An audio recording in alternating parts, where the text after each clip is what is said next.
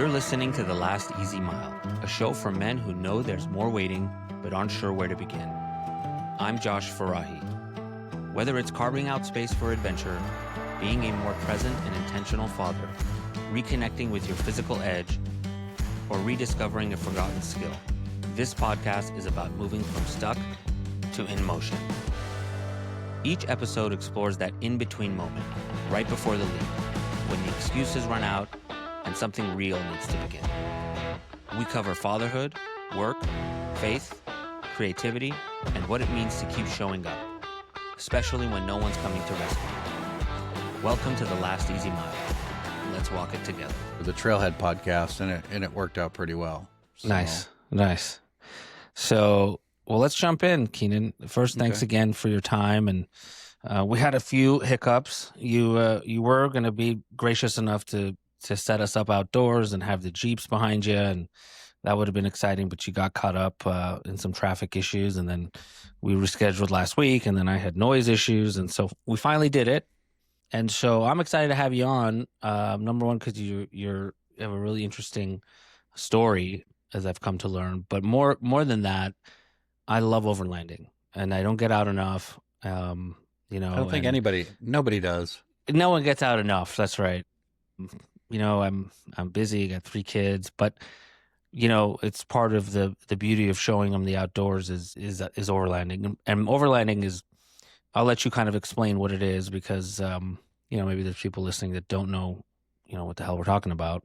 But before we jump into all that, I'll let you introduce yourself and maybe share your story, or how you came to jump in this world. Yeah, thanks. I appreciate you having me on the show. My story started as a kid in Illinois. The smallest county of the state is where I grew up. So it wasn't Chicago. It was a small county. And my dad was an electronics inventor. So we were always traveling, doing, so it was KOAs, campgrounds, the old pop-up trailers.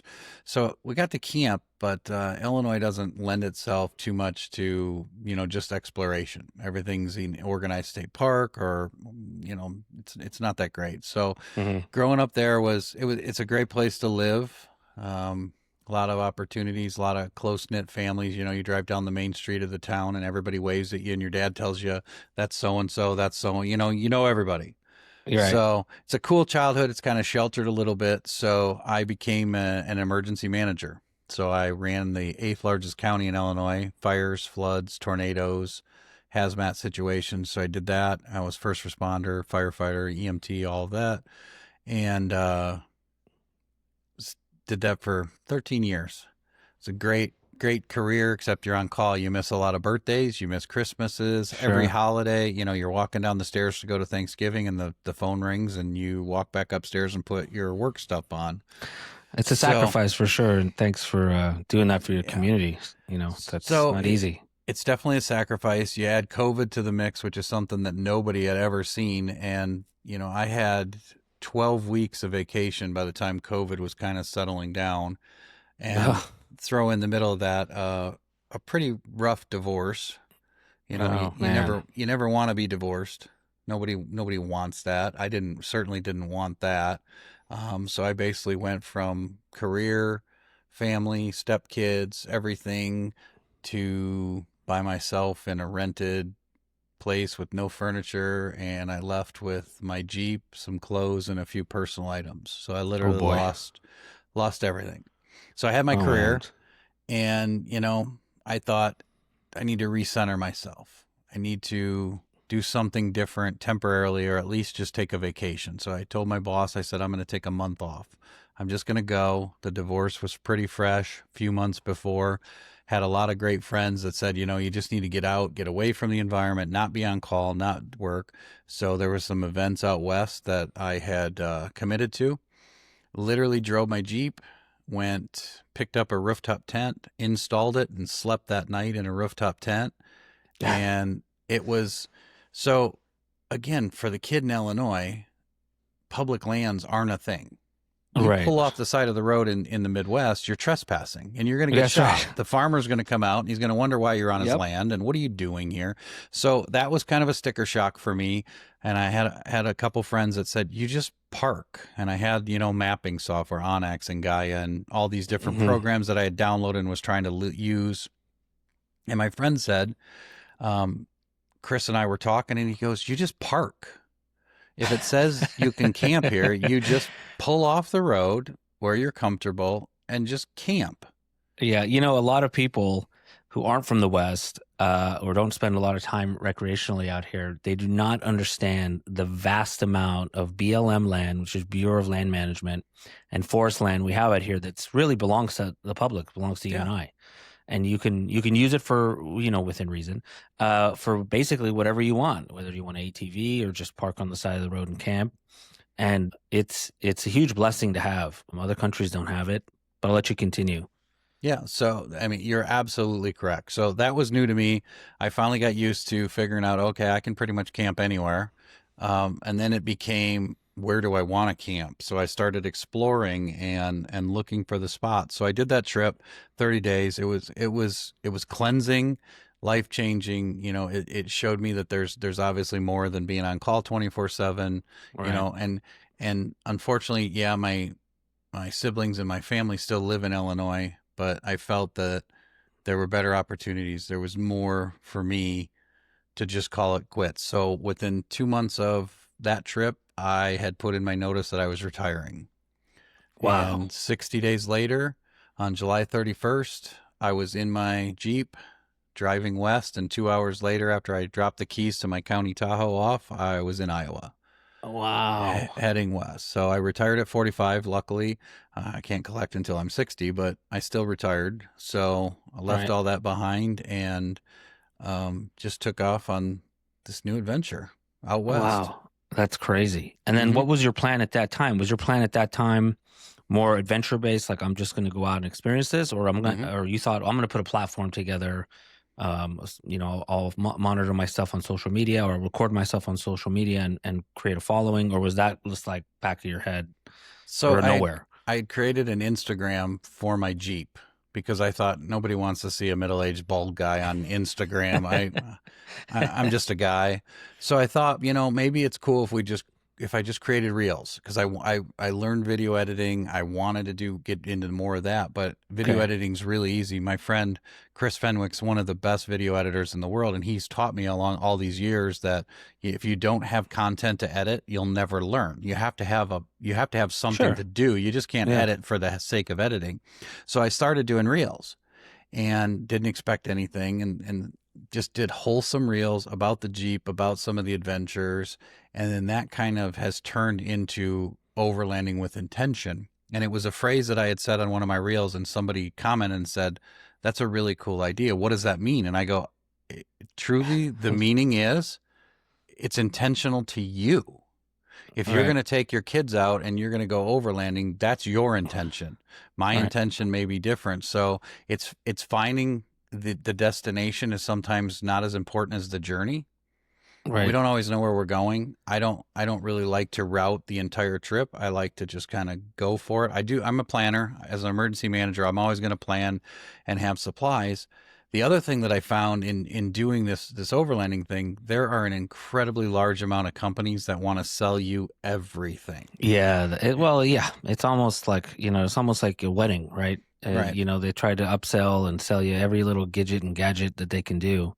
Yep. But before we get into that, I want to ask you just how would you define overlanding, right? So folks have asked me like, hey, what is it? And then I gave like a lame answer. I'm like, it's car camping. But it's much more than that. So what is it from your perspective? Well, and I've had that question asked to me many times, Josh, and there's no really good answer because, if a guy's a hunter, he's technically overlanding. He's exploring, he's finding his hunting spot.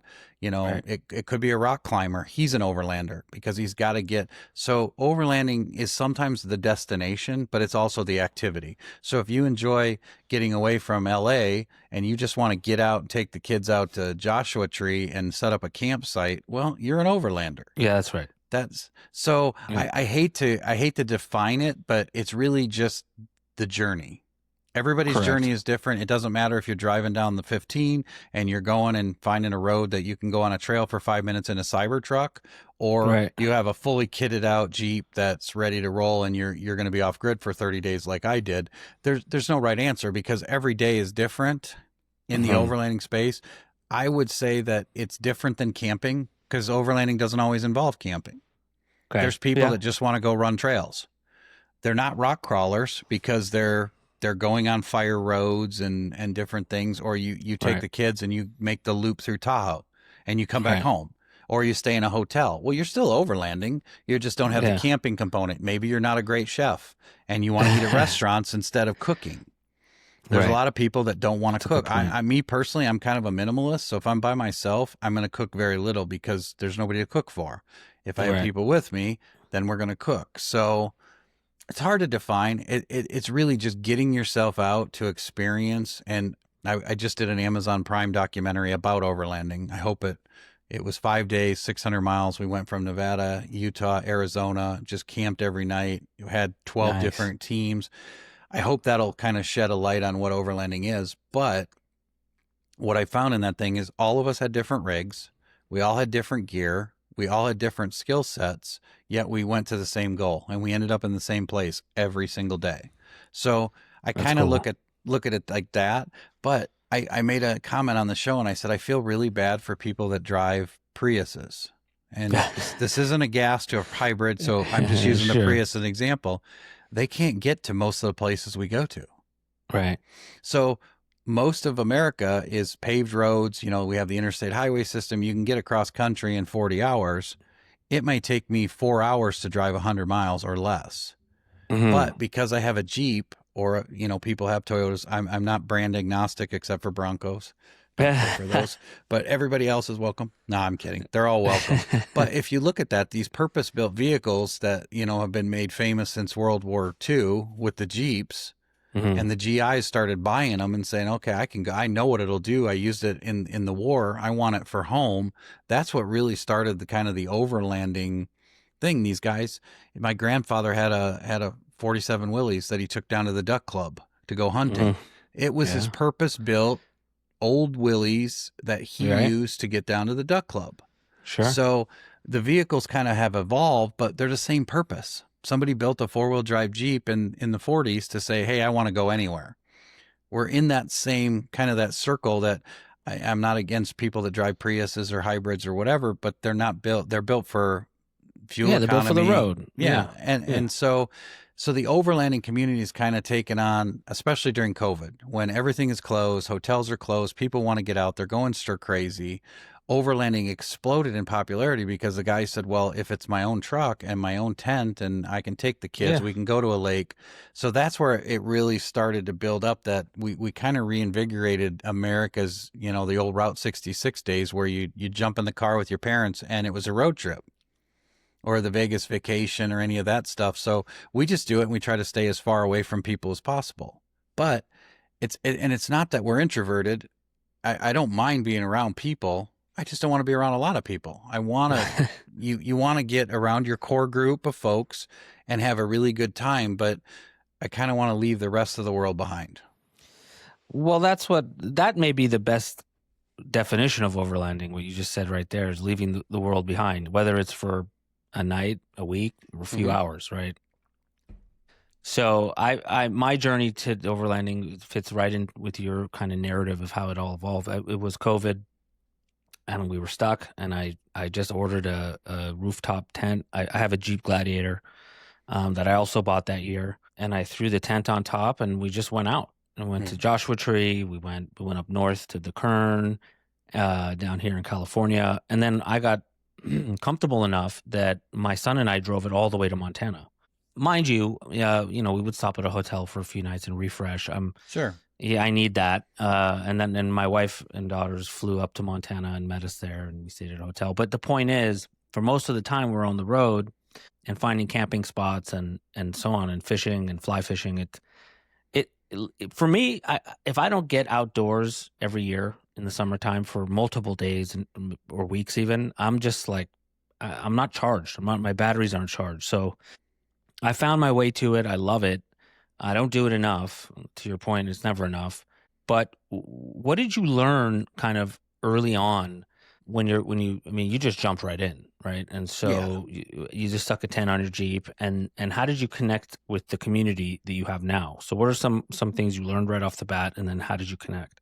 So a few of my friends, before I started the process, we had the Overland channel.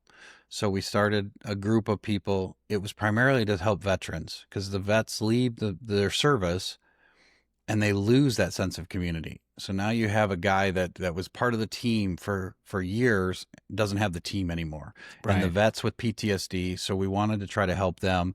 That's evolved since then to overlanding with intention, but the community is based on the Jeep. You're in it. You have a Mm, Gladiator, right. and there are very few car brands that have the community, the loyalty. I will tell you, I'm not a duck guy.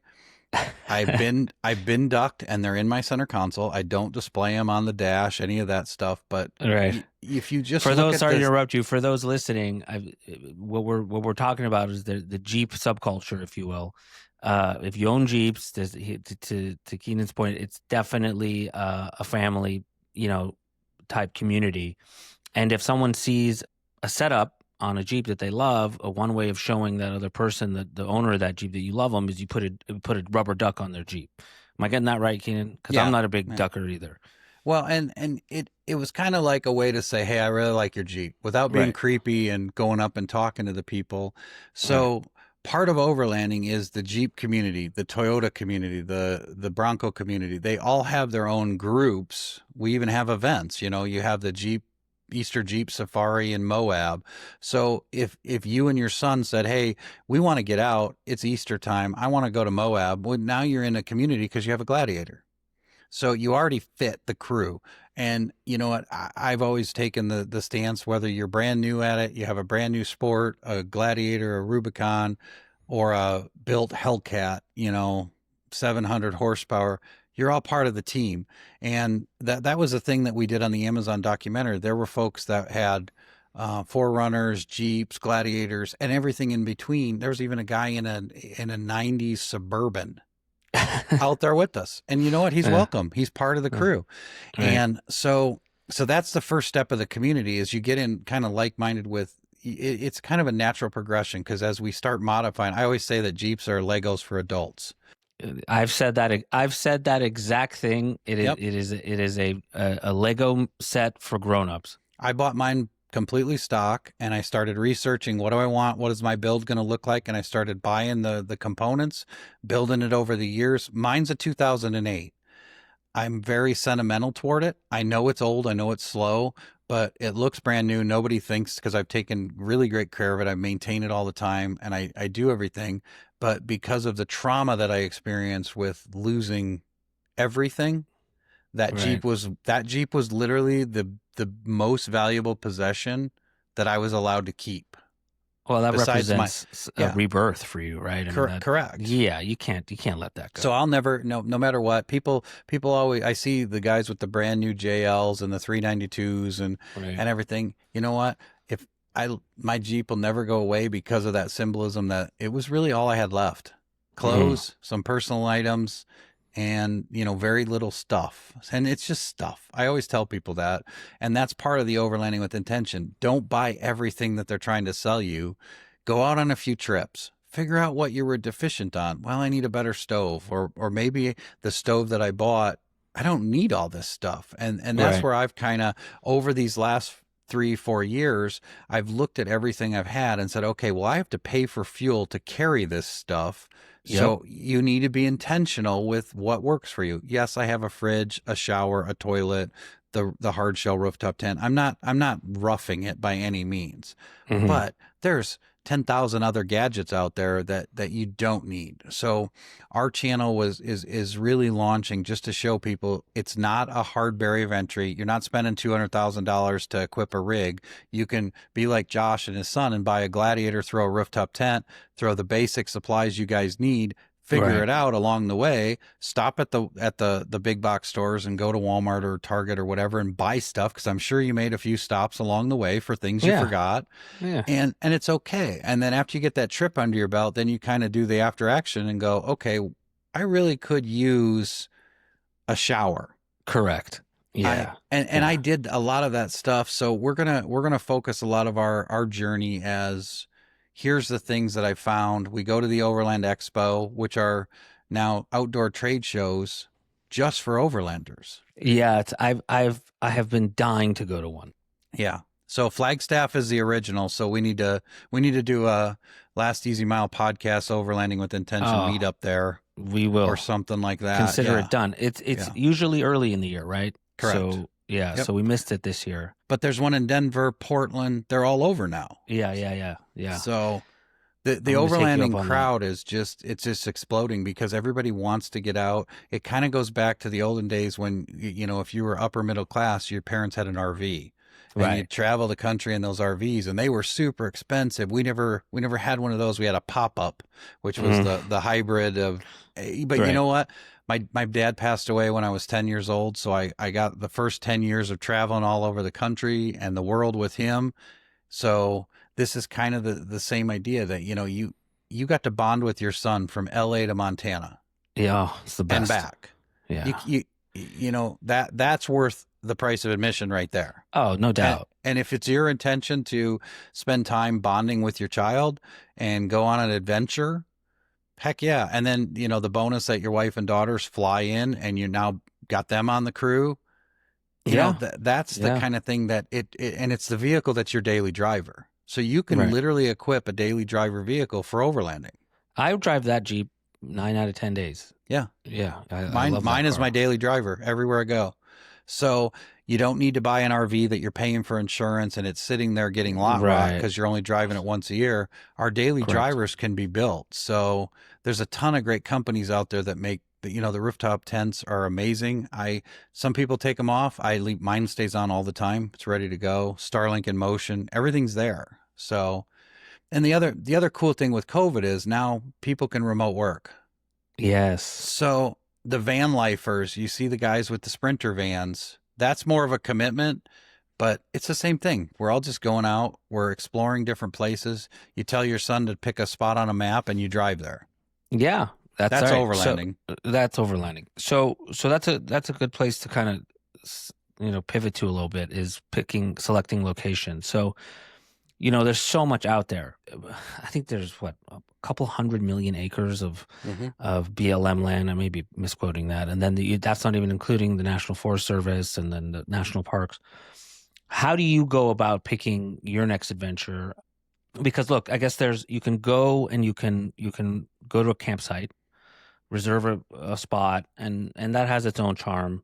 You're not really getting away from people in the sense that once you get to that campground, there's going to be a ton of people there, but you're still out and it's nice and there's bathrooms and there's the campground camping. And then there's really just going out and taking advantage of the forest land or BLM. So how do you pick your spot and find a good campground? What's your process like? So I usually start with a geographical area that I want to target. So let's say we want to go to Moab. Well, how do I want to get to Moab? Do I have time commitments? Do I need to get there in a hurry? Are we ground pounding on the interstate, or can I just explore? There are so many apps out there. Onyx Off Road is a great one. Gaia, Trails Off Road. There's apps everywhere for finding campsites. I generally look at that, and I'll look at not one of them, but multiple. And sometimes it's just finding dispersed campsites. And they're getting good about saying, hey, in this map, these areas are allowed. So I'll kind of just target that area. And the one piece of advice I'll give everybody is plan your day to make sure you're at your campsite before dark. Yes, that's a big one. That can be a pretty dangerous situation if you're trying to navigate a road you're not familiar with. It may be gravel, it may be rock. So I'll just kind of pick an area to target and just start looking. Right. And then you have maps. So for folks listening, dispersed camping is really a term used that says you can basically, in this area, you can just park your car and camp. Correct. That's dispersed camping. It's When there's we're usually just 150 feet from the road.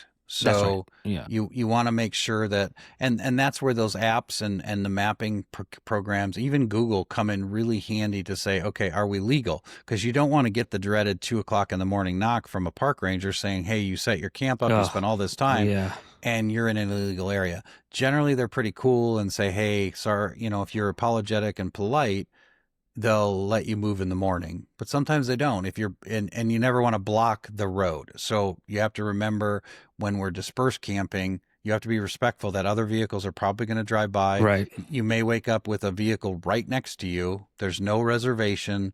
It's first come, first serve. So I say, okay, I want to go to Moab because I want to see, Phosphate Hill over here. I'll get close to that, but part of the adventure is kind of planning your days. Okay, I'm going to Right. do this. I'm going to spend a couple days. It's not as structured as our normal daily lives, but it's whatever works for you. You need an Yeah, outline. I think that's right. smart. So I guess if I was helping someone, and I'm not as knowledgeable as you, but I have spent some time trying to find places. I would start, to your point, with a geographic area. We can use Moab in this example, and then kind of just Google it. So, okay, this is the park, this is the area, and then you can actually Google, which is what I do, is where in Moab is dispersed camping allowed. Yep. And that'll filter you down. Just on Google will give you that information. And then you have to go to specific websites to make sure that that information is reliable. What app or third-party map would you use to find dispersed sites So first? I don't I know there's a realize. few. So my go-to is Onyx Off-Road. It's really inexpensive. I think it's $100 a year for all their elite features. And they Right. have a dispersed camping layer. They have public lands layers. So you can also make sure that you're not in an area where you're not supposed to be, because we want to be good stewards of the land. It also has weather, fire. So that's the other thing. As we get into these adventures, you have to realize nobody's coming to let you know there's a wildfire on the other ridge. Right. So people don't get that sometimes, and they think, oh, I'll get an alert on my cell phone. Well, you may not have service. Right. So that with the Onyx, that would probably be the best bang for the buck. If you're looking for trails, the one that I recommend is Trails Off Road. Yeah, I love Because them. they have people that will literally go out and videotape with a dash cam the whole trail all the way Yep. start to finish. So if you're a newbie and you're unsure of the trail ratings and am I okay, am I comfortable, watch the video on Trails Off Road and it gives you that path. So back to your original question, we're going to target Moab. So we're going to pick, what do we want to do tomorrow? We're leaving today, or let's say, what do we want to do in 2 days? We're leaving tomorrow morning. Well, I'm going to look at it and go, okay, how much time do I have? You can use Onyx to do off-road routing, so it will take you down legal trails. So it kind of keeps newbies out of trouble. I think it's the best $100 you're going to spend. Right. And then I'm going to say, okay, so I'm going to get there. I'm going to camp for one night, and then I want to get to the phosphate mines. So I want to drive that road. And then you can kind of plan your map trips out that way. But I always try to have kind of a point of interest that I want to target, and how I get there is irrelevant, right? The point of interest in 2 days, you want to take your son to Yosemite. How do we get there? Well, that's not relevant right now. We just know we want to get in that general area. Right. So Right. it's really, some people are very, very structured. I was an emergency manager, so everything was planned. So as I've retired, now less is planned, where I'm trying to let's just drive. Probably But liberating. Right. it is a little bit. I still have that planner in my head that I want to make sure I have food. I want to have water. I'm looking at stuff. Do I have enough fuel? So I'm still doing the Yeah. due diligence on making everybody safe, but I can veer off the track a little bit. Well, look, as you graduate into more challenging or intense kind of adventures out, and you need to actually up your preparation, right? If you're going out for a night, you can live without anything for a night, more, within reason. But if you're going to go out in the desert, especially, and it's hot, and you got to make sure you have water and fuel, an emergency contact device that's satellite based. So, but those are things you learn from experience and just growing into the hobby, if you will. So yeah, there is some planning involved, but especially the weekend trips or the 1 or 2 nighters, they're just throw your stuff in the car and go. If you forgot something, you stop at a Target or Walmart on the way in. I forget something every time. I'm Oh like the yeah, worst. we all do. I mean, I was doing a a 5-day documentary for Amazon, and I forgot sunscreen.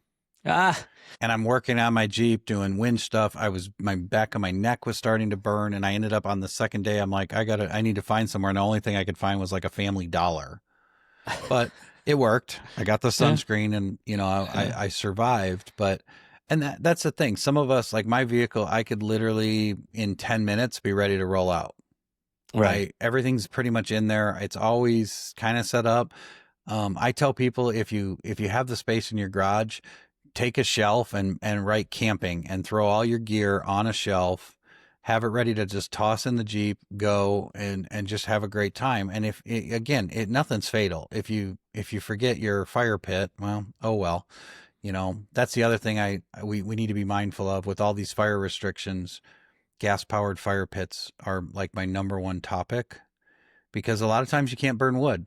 You don't want to start a fire. You obviously don't want to cause something bad. That'd be a Sure. bummer. Yeah. So, Then you're in big trouble. Yeah. hmm so I always tell people don't go out alone your first time. Find a group, find a crew, find somebody that's done it before and says, hey, maybe as part of our collaboration at Overland Expo, maybe we'll do a camp out and let people come and we can hang out in a camp area at Overland Yeah. Expo. Maybe we do it something like that. So stay tuned for that. I'm sure Josh and I'll collaborate on something. I would love to. I'm coming to the next one. You have my word. Okay. And then we'll connect when Maybe we're we'll set there. up an event and have people that want to get into this come over. Yeah, And absolutely. Yeah. that'd be fine by us. So Yeah, no, we'll work on something fun for sure. Oh, this is what I'm going to ask you. Your Amazon project. Just, as we've never spoken in the past, so I didn't really have that information. It's not public. So I'd like to dive into that. It sounds fun. What were you up to with Amazon? So there's an organization in Southern Utah called Trail Hero. It's a 5-day guided trail ride. I've been a trail help for several years now. We take veterans, we take folks with special needs, and then just regular folks that want to learn how to overland or rock crawl. So all the trails are set up from levels, 1 to 10, mild to wild. So if you're new, you start on the small ones. We have a leader, somebody in the middle and somebody on the tail. So we'll help spot you through obstacles, do all this stuff. And then as you mature in your vehicle, you can do harder trails on up. But it's based on vehicle capabilities, tire size. Do you have lockers? What are you capable or comfortable with? Well, we had done that for several years. That's always the last weekend of September, first week of October, up in Sand Hollow in southern Utah. They put out that, hey, we're doing this documentary. It's 3 states, 500 miles, 5 days, and you have to have your own food, you have to have your own water, supplies, everything. And they were limiting it to, I think they did 12 teams. A team can be up to 2 people. They being Amazon, the producers who are producing. The producers, Okay. the production Right. company with Trail Hero, yeah, and it's going to air on Amazon Prime. So the idea was, you got coordinates each morning. You had to route yourself to the campsite that night. There were different levels, so they would give you paper maps. I'm going to tell you the paper map was purposefully vague, and it just showed the line. No one could route from that. They gave you GPS coordinates, and you literally all off-road, no public roads at all. It was all wow. fire. So we started in Mesquite, Nevada, and spent the entire day, about 110 miles, and ended up in western Utah. There was a campsite set up, so then you have to make dinner. You have to set camp. The next morning, you break camp down, get back on the road. They go, here's camp 2. And they give you the GPS coordinates on where camp 2 is. You do have a sheet with some tips of, hey, make sure you see this point of interest or this thing. Right. It wasn't a race, but it kind of became a race. Like some of the guys were just trying to see one of our first. Well, and there were some companies involved that were actually using this show and the event as R&D for products, which is great. Okay. Why not? Yeah. So, Yeah, sure. So they were pushing the envelope pretty hard. I'm in a 2008 Jeep Wrangler with, it weighs 7,200 pounds. So I'm not going fast anywhere. I'm just hoping to get there. So we had safety and security crews, film crews throughout all the different operations. Plus we were internally recording in our vehicles. Anything we wanted to record for the show, we were doing it. Oh, okay. So there was some self-recording. You know, I had cameras rigged in the Jeep. I had my drone. I didn't shoot as much content as I wish I would have, but there were film crews at all these different areas that they'd pull up, and you just get do an interview right on the side of the trail. So then they did some challenges and things like that. So the at each camp there was a challenge that they were kind of making it like a reality show ish. Unfortunately, I went by myself, so some of the challenges required two people, and it's not going to work. So it didn't matter. I was there for the driving, the adventure, the camaraderie, and then just the camping. So camping every night. I will tell you the most epic sight you could ever see is waking up on the north rim of the Grand Canyon with the sun coming up over the Colorado River. We Wow, that literally sounds camped. unbelievable. Yeah, it was epic. And to wake up and have a cup of coffee sitting on top of the north rim, I was literally 4 feet from the edge, and the Colorado River was 3,000 feet below us. Oh, wow. It's a little too close for me. I'd be a few feet back. You could be. There were others that were. There were people that were 100 feet back. But you know, if you have the kids and the family, I'd be a little farther back. But I was by myself. No, I'm giving you a hard time. So for a spot like that, do you have to reserve, or is that dispersed there? Those are all dispersed. Oh, really? So it is everywhere. And that's when we could, in our lifetime, drive to a different spot every day and see like 1% of what's available in the world, in the country. It's unbelievable. And I actually want to lead another camping trip down there because I saw so many sites and I had wheeled in southern Utah for a lot and northern Nevada, Arizona. But I saw trails that I had never been on. Some I had been on, others I had not. And I ended up 601 miles I drove. I did get lost on one day and kind of went off route, which is okay, but it's part of the adventure, right? Yeah, for sure. So I did 600 miles in 5 days and camped 5 nights. So just a legit thing. I wouldn't recommend that to everybody because it was tough. You are just physically and just exhausted. Yeah, I mean that's a big trip. Yeah. What I tell people to do is set up camp on a Friday afternoon, spend Saturday, Sunday, come back Sunday night or Monday, spend a few days. It was kind of amazing. A friend of mine that I became friends from with the show, he is a morning coffee outside on the patio in the sunset sunrise every single day. And there's something about that vitamin D in the morning, just the calm of nature. You're not hearing the police cars and the traffic. And even if you just drove outside of the city far enough that you could get away from people. And I even had to educate some folks on the show that, why are you setting your camp so close to me? I'm here. I don't want anybody around me. The point is, you're all my friends now, but to still get to kind of back up a little bit. So the beauty of the dispersed camping is you pull up and there's a car there, you keep going. Yep. And it is a little bit of a risk because you don't have a reservation. It's not an organized site. There's not a lot, and some certain very popular destinations are going to be busy, and you may get discouraged. I did that where I pulled in and there was 5 Sprinter vans, and I could already hear the music blaring, and I'm like, okay, that's not my scene. I don't want to be anywhere close to these folks. So I'm more of the antisocial one that would rather have absolute peace and quiet. My radio, people can't believe I never turn my radio on in my car. I'm a silent driver, thinker. I do my best thinking in silence, and it's the same with nature. When you can just sit out there and the only thing you're hearing are birds and, the elk walking around or deer, it's pretty epic. It's just so, I can't even sometimes come up with the right words to express how badly we need to be out there. Mm-hmm. Given how chaotic most of our lives are in the city, and how really we weren't really designed to live in the environment we live. Obviously, we were designed to live in nature. Right. And when you get out there and you hear the wind, you hear the leaves rustling. Like, I grew up similar to how you grew up. I grew up, I was born in Reno, Nevada. It was just small, in the mm-hmm. 80s, early 80s. And then I spent part of my time in a small town called Fernley, Nevada, population like 3,000, where my mom lived. And I had like a 1950s childhood there. Like we had like, 4th of July parades where the firefighters and the mayor would march down Main Street and throw candy out. And Main Street was the only main street, right? And we knew everybody.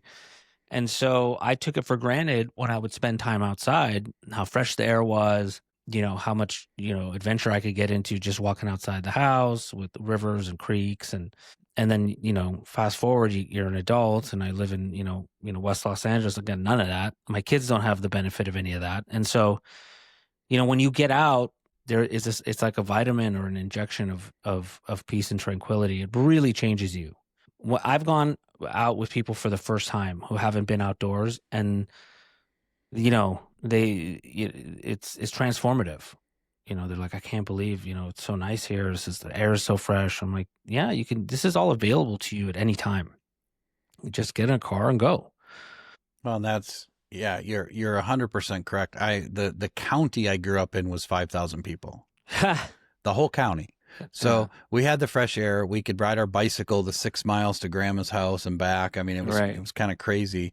The problem with the Midwest is the public lands don't exist. So the West has become kind of this, millions and millions of acres are available.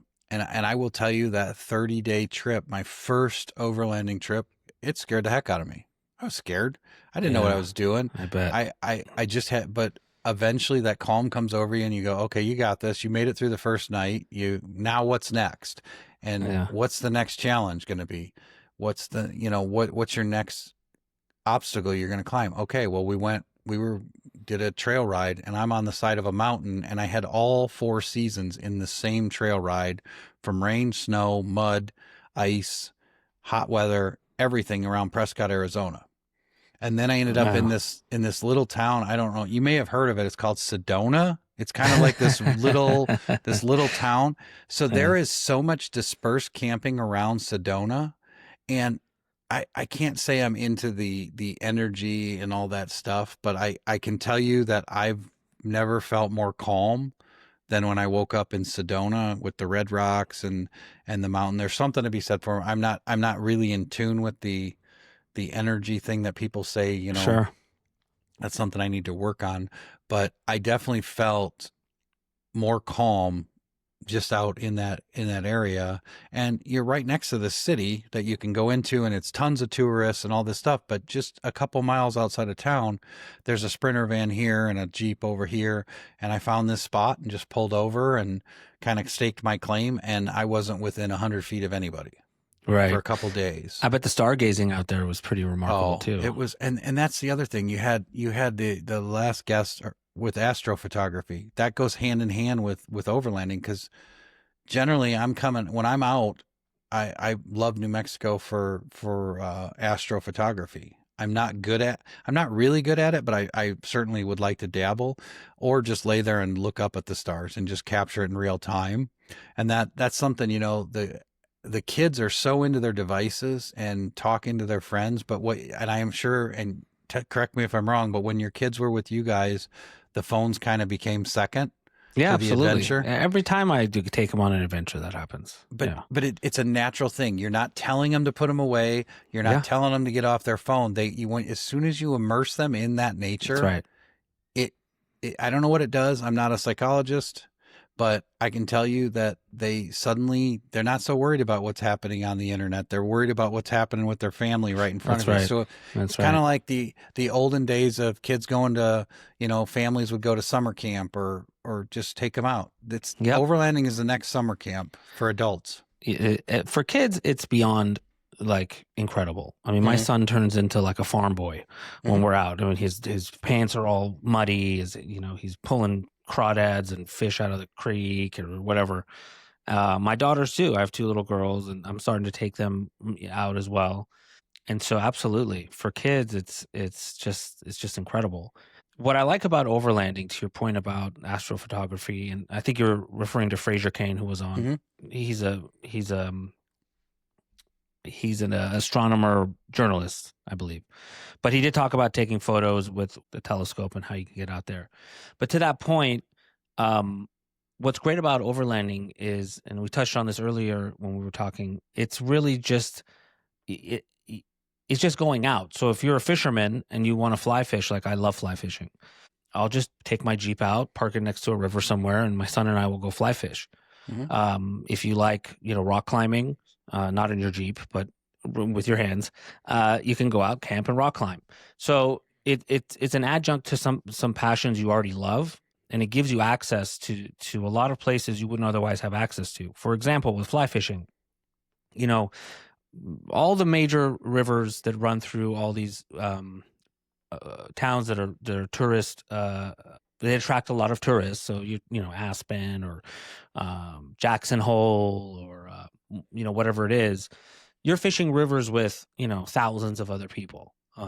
Where it's just like anything else, where there's an airport nearby, and fishing guides there, you're gonna and there's a great place for that, and I love those places. There's nothing wrong with them, but sometimes I want to drive out and get out where things haven't been fished as much, or I have access to some areas where there's not a lot of people, and you can't do that without overlanding. You just can't.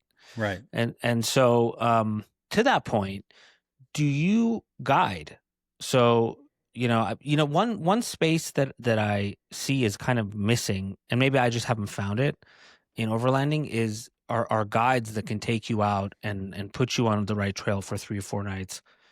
Do you offer stuff like that, or do you know folks that do? So we've discussed that topic has came up multiple times. A good friend of mine that's been in Utah forever, Wendy Edwards, we call her Wandering with Wendy. She takes us on trail rides and knows the history of, this is the Mormon Wash Trail. Here's why the Mormons came across from this to this. She'll give you the story. She actually took a class on how to interpret petroglyphs to teach people about petroglyphs. Wow. So we're working on some things. The problem is when you guide, obviously there's a financial component there, and these are our public lands, so we have to navigate the liabilities that you're not paying me to guide you on free public lands, and then they want their cut. So there are some liabilities or legalities that have to be worked out. I didn't think of that. It's been discussed, but yes, what I would much rather do is set up an organized group and say, all right, here's where we're going. Whoever wants to go shows up at this point, and maybe you throw some cash for gas for the people that are helping organize it, or something Sure. like that, or for food, or we have discussed it, and there is some opportunities coming in the near future for guiding, and I have guides that I trust all over the country, or people that I would use as a guide. So yes, we are working on something there, but it's not as clear cut as you hire the hunting guide to take you black bear hunting, things like Right. that. Right. So, Well, that's the thing is look, this is totally doable. You wouldn't have to have a guide. mhm. But for somebody that, especially just starting, I did an episode on hunting, first time as an adult, and I brought up guides there. It's the absolute best way to, if you can afford it, to get into it. But if, I haven't found in overlanding, like, a way to get in there. That's a good space to get into. I think if you wanted to, if your head is even in that space to make it a money making endeavor. It sounds like this is a passion for you, regardless of the money. Right. But I would, like, if I went out with a guy like you, gosh, I mean, like, you take so much of the burden of planning off, which is which is really not even the biggest benefit. The biggest benefit would be how much I'm learning from you on the spot, right? How much knowledge you're passing on. I was like, how did you put this together? Well, how did you figure out this route, and so on and so forth? And what gear do you have? And what don't I need? And what did I overbuy? And well, we even did a project that we went up above the mountains of Vegas, and we put a rooftop tent on a guy's Dodge Ram. That day, he slept on it that night, and we called it Destination Installation. So there's some opportunities there that, hey, you have a bunch of stuff that you bought. You have no idea how to hook it up or how to make it work. All right, let's go out in the desert, or let's go out in the pine forest up in the mountains, and just let's build it together. Right.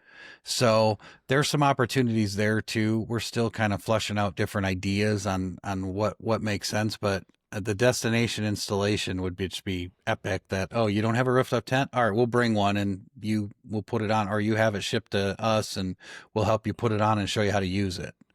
Yeah, So that'd be cool. there's that, and then there's the folks that already have their stuff, but they don't have the competence to use it. Right. So getting you out, taking you out on trails, getting you and your son to a place where there's nobody but you and your son and the fish, that's epic. Yeah, absolutely. I don't care what anybody's saying. I spent all this time with my grandfather was a hunter fisherman. He was in Ducks Unlimited magazine for his restaurant so in Illinois, the county that I grew up in, the Illinois River actually goes from Chicago and it turns south, and that's where all the ducks migrate and they land right at that where the river turns. So he was a famous duck hunter forever, famous for my grandma's food at their restaurant. And I cherished those Mondays when the restaurant was closed and my grandpa would say, we're going to go fish for bullhead. Yeah. And then I knew if we caught enough bullhead, the whole family, my aunts and uncles, everybody would come and we'd have a fish fry that night. So, as a former fat kid, I was more motivated by the food and the sandwiches grandma put in. But you know what? It was just me and my brother and my grandpa out on this levee fishing for bullhead for hours. So I can see, with you and your son, you don't want to be in the crowds. It's about you two. It's not about anybody. And it could be you by yourself. It's about you fly fishing totally by yourself in your own thoughts and just really getting back to nature. So no, that's absolutely correct. Well, tell us what you're working on now. Tell us about your Instagram and what you put on there, and any of the platforms that you're working on or are on currently. So yeah, the Instagram's the biggest one right now, at Alpha Foxtrot JKU. So everybody knows that JKU is the factory designator for a Wrangler, for those that didn't know that. Alpha Foxtrot is my term for adios friends. It's my bug out truck. So adios friends. And then the Overlanding with Intention YouTube channel, we're shooting episodes now. We're going to try to launch when we have enough. My problem is I don't want to be beholden to a channel. You know how it is, Josh. You got every week you have a commitment to record these episodes. Yeah. I didn't want that to interfere with kind of my own flow. So we're pre-shooting episodes to be ready to launch weekly or every 2 weeks or whatever. And be ahead of the curve a little bit before 100%. We launch. Yeah. So the Overlanding with Intention YouTube channel's going, but Instagram's the easiest way to get a hold of us right now. Send a DM there or whatever. But, and I like the reels. I do engaging things. We did a bunch with the TV show. So we try. I love to edit. And that's the other thing. Once you're out there on these adventures, are you capturing the footage? Are you throwing, you can buy a Insta 360 Ace for a couple $100. Yep. Throw this on your dash and I would capture it. You never know when your kid becomes a fly fishing YouTuber. Right. Just or some goofy niche. The kids always want they put the technology away, but then we're capturing with cameras. So I don't shoot enough video when I'm out because I'm usually by myself and I just kind of want to be present to what's going on. So I've gotten used to having the dash cam going and maybe one more camera. And I love flying drones. I did that with the county. So throwing a drone up, all these hobbies kind of meld together and I like to tinker on the Jeep. So how's your Jeep holding up? It's great. Just turned 200,000 miles. No one would ever notice. You've seen the pictures on Instagram. I did. I would have never guessed. So luckily Jeep from 2007 to 2018 never changed the body style. And then from 18 on, they change them very little. So they're not and you know what? The sentimental value of that Jeep will never go away. No matter what I buy. If I buy a new one, I will still keep that one because it just holds that much. And honestly, I don't have any plans to get rid of it or upgrade it or anything. So no, good for you. It works for me. It's old and slow. But you know what? It's mine. It's been paid for decades and it's still running. And I said, when the wheels fall off, I'll just go buy new wheels. It's fine. Well, those Jeeps, if you take care of those Jeeps, they'll take care of you forever. Yeah. That's just kind of the way it goes. And we have a segment that'll launch about how to take care of your Jeep, maintenance items, things to look at. So we're trying to, we have a policy with gear reviews that if you send me your product and I review it and I don't like it, I send it back and I delete the review. I We see. will not even post. So I get a lot of people that say, hey, we have XYZ widget. Will you review it? And I look at it and I go, I don't need that. Yeah. So if I don't need the product, You I'm won't not going review to it. use the product. I'll decline their review. And then in the same respect, if I can't give it a good review, I just delete it and send it back. I'm not going to bash companies, but I'm also not going to be beholden to a company that says, "Oh, we sent you the product, you have to give us a good review." So No, I our think that's terms and fair. conditions are, if I can't give you a positive review and I'm not going to use the product, we don't want it. So we're trying to change the industry of the influencers that get paid to review everything, because I absolutely can't stand that. There's so much fraud that people are given stuff and, oh, this is the best product in the world. And if you look at my Instagram reels, I do talk about our products, but I give you the backstory on why, what problem does it solve, why did I search this company out, or why did they bring it to me, and why do I believe it's good. So that's all my honest opinions. And out of all of those products, we've had some great cool companies that I really like to focus. And we only work with small businesses. Yeah, I appreciate that. Do you have lists, gear lists Mm-hmm. available on your Mm-hmm. website? Yeah. I'll Yep. post those in the show notes. Yeah. And then on Okay. Instagram, there's kind of the link tree that shows the products we love. And we're adding more to it every day, but we try to we have to be authentic. Yeah. If a product Yeah. is, if Mossberg sends you a shotgun and you don't like it, are you going to All right. review it or are you going to send it back? And our policy is, you know what? Thanks for sending that. It didn't work out the way we wanted it to. Good luck with you. Here you go. And you can have it back. No, Um, that's the honest way to do it. I mean, yeah. and listen, in this day and age, authenticity and brand honesty is the Yep. name of the game because there's so much crap out there. Well, and there's, People can sense it. You know what I mean? I yeah. mean, over time, if you're not authentic, you're never going to get anywhere. So that's the right way to do it. Yeah. And then I think that's the way that most people look at it, that if you ask me about a product that I focused on my Instagram, and let's say you see me in person, I'm going to pop the hood and we're going to talk about it. It's right there. There's no secret that it's a product that I like and I use it, and you want to talk, let's talk. So that's where we've tried to just be authentic. My Instagram sometimes doesn't have a theme because I'm talking about product, and sometimes I'm just driving, but people enjoy it. So, 31,000 followers later, they Yeah, seem to enjoy it. So I just keep I doing think it. I do. It's more about the Jeep than it is about me. So, Right. which is fine. Right. All right, my man, Keenan. I appreciate everything. I've used up my time with you here, and had a great time. I am going to follow along with Mhm. you, and we're going to connect at one of these expos. Maybe the next one in Flagstaff, I think, is probably the most likely. Yes. And then you said you're going on. You said end of September, early October. You do a Utah trip, Yeah. or is So that it'll be, I'll send you the link to it so people can sign up.